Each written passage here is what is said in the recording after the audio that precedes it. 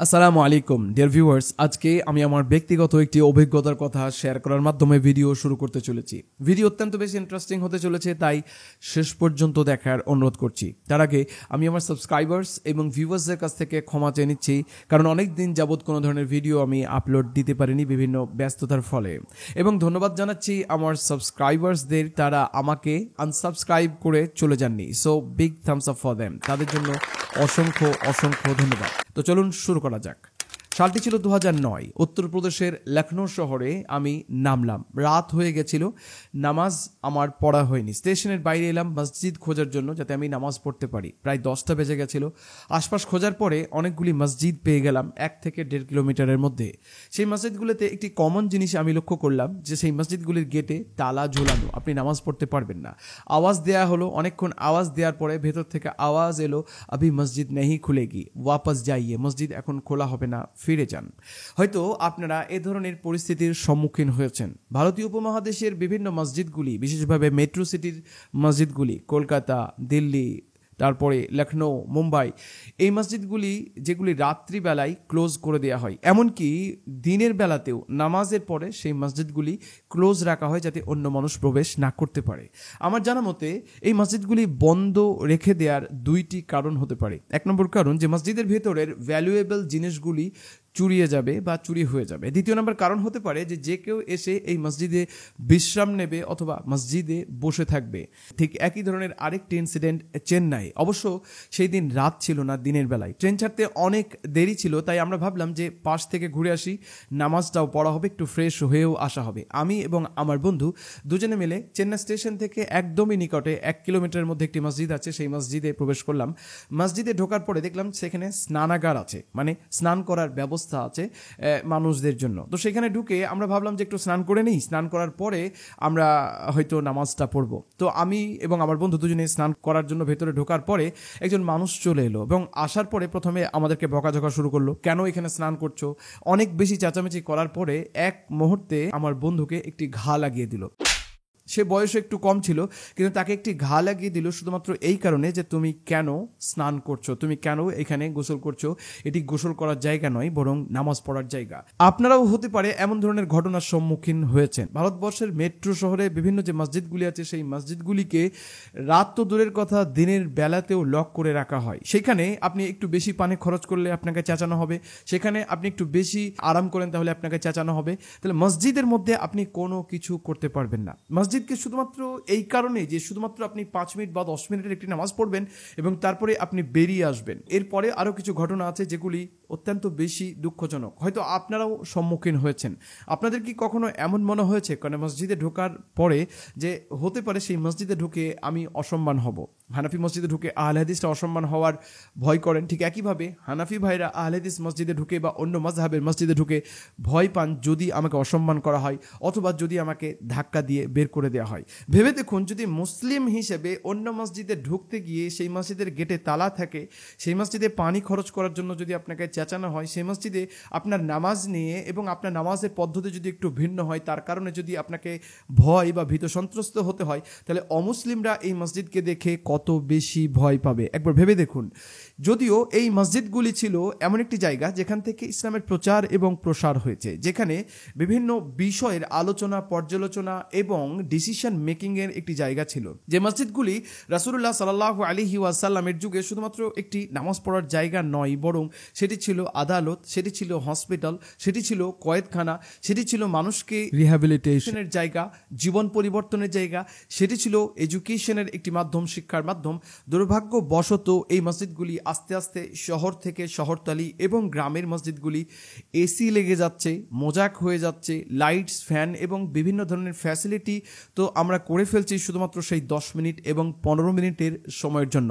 বাকি অন্য সময়ে এই মসজিদগুলিতে প্রবেশ করারও অনুমতি অনেক ক্ষেত্রে থাকে না।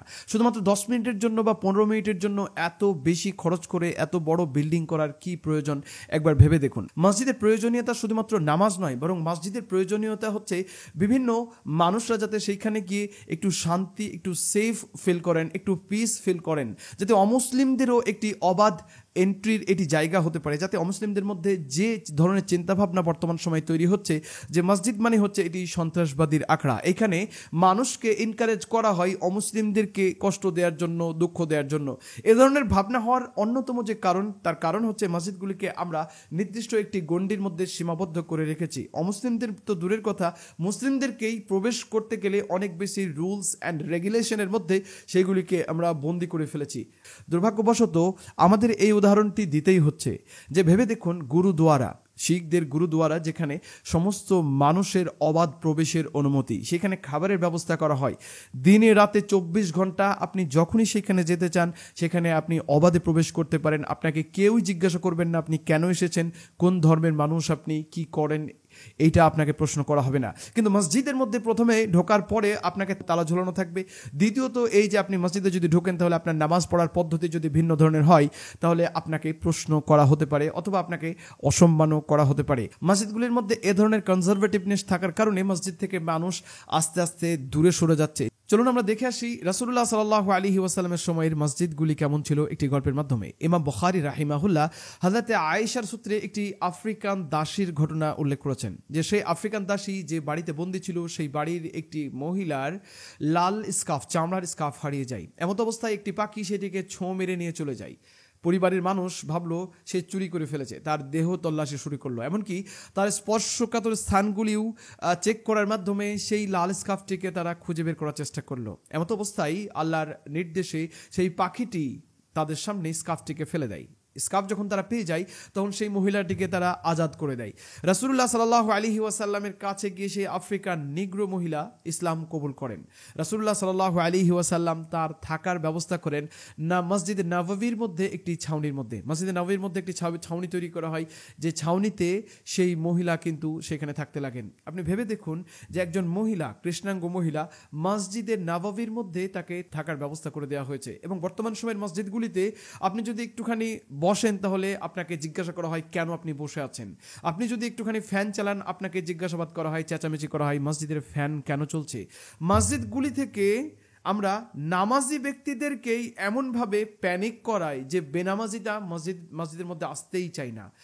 আর মহিলাদের কথা আমরা বাদই দিলাম। বহু এমন মসজিদ আছে যেখানে মহিলাদের প্রবেশ এখনও নিষেধ, যেন আমরা অমুসলিমদেরকে ফলো করছি। অথচ রাসূলুল্লাহ সাল্লাল্লাহু আলাইহি ওয়াসাল্লাম বলছেন, লা তামনাউ নিসাআকুমুল মাসাজিদ, তোমরা মসজিদে মহিলাদেরকে প্রবেশ করতে বা নামাজ পড়তে নিষেধ করবে না।